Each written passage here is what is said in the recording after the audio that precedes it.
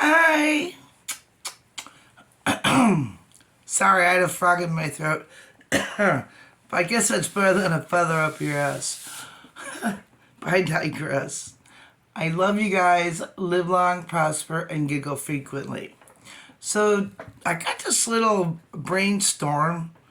So now my brain is soggy.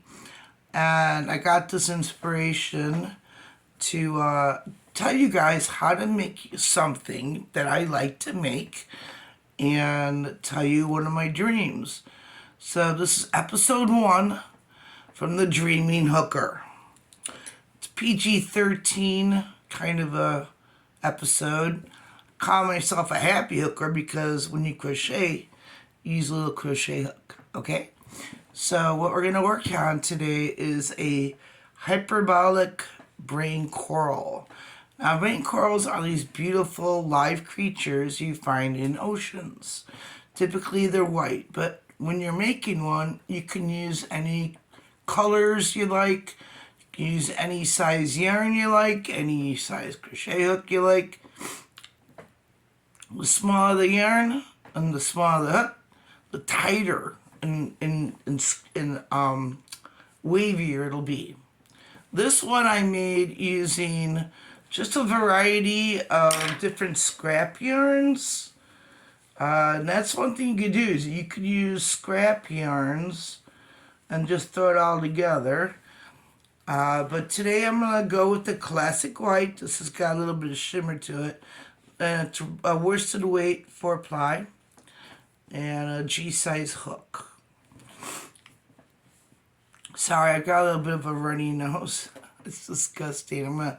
So I apologize for the sniffing. I got a runny nose today. Better go catch it, right? But I digress. So first you're going to start out by making your basic slip knot. Like that. Whenever I crochet, I like to just kind of go over my ends. So let's start out by doing your basic chain 2. And then in the very first chain, you're going to want to put 10 single crochets. So let's do that. 1, 2,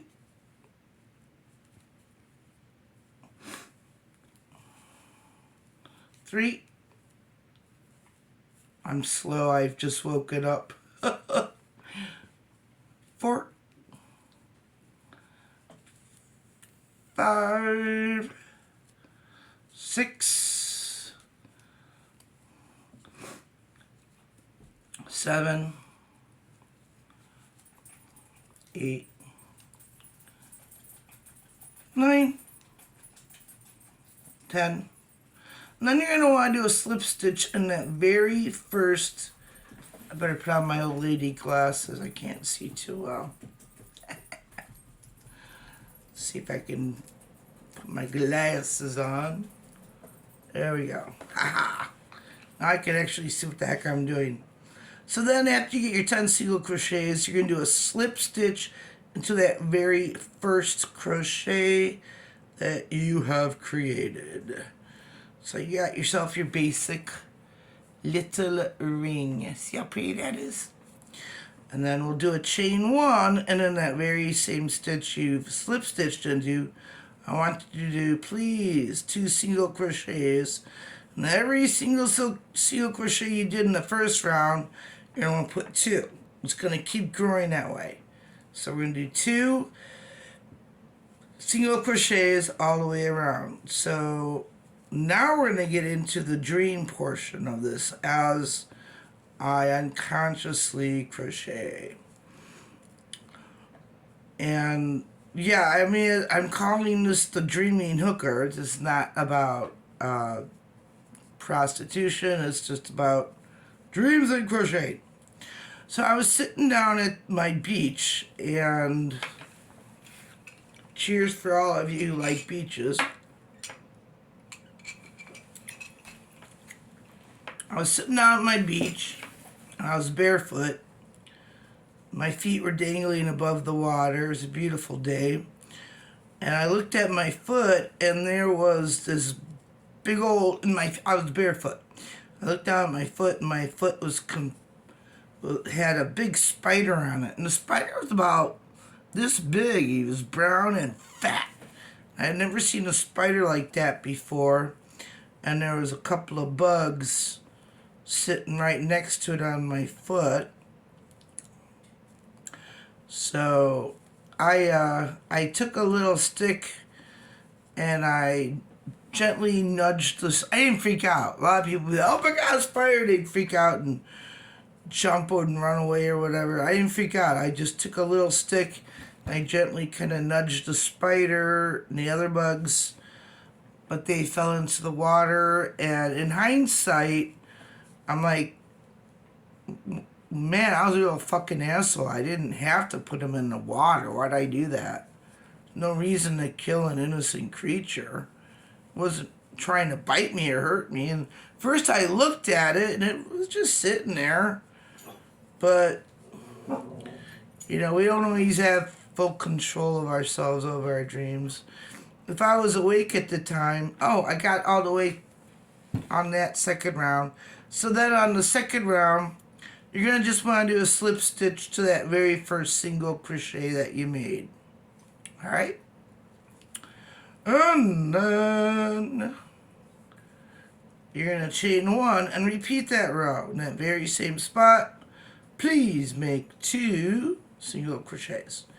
Yeah, I just I was stupid. I should have pulled my foot back into the sand and then gently nudged the creatures off of my foot. For some reason, I put them in the water, and they crawled away in the water.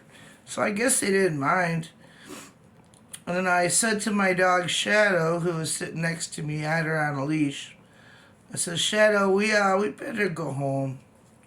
So Shadow and I started walking home.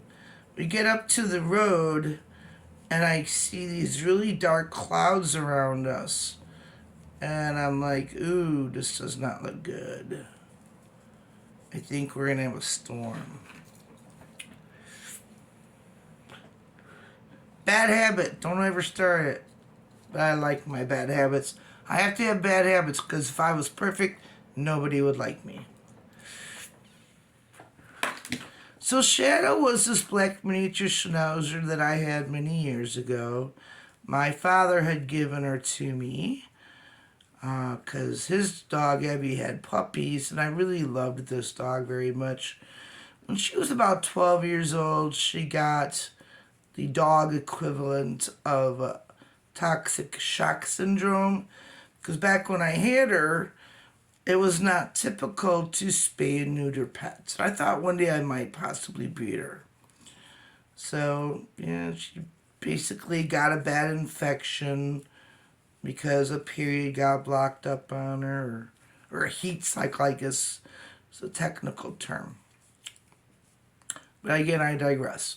So Shadow and I are walking home, and the storm is kicking up. All these dark clouds around us. And it's getting really windy. I'm like, Shadow, we better frickin' hurry.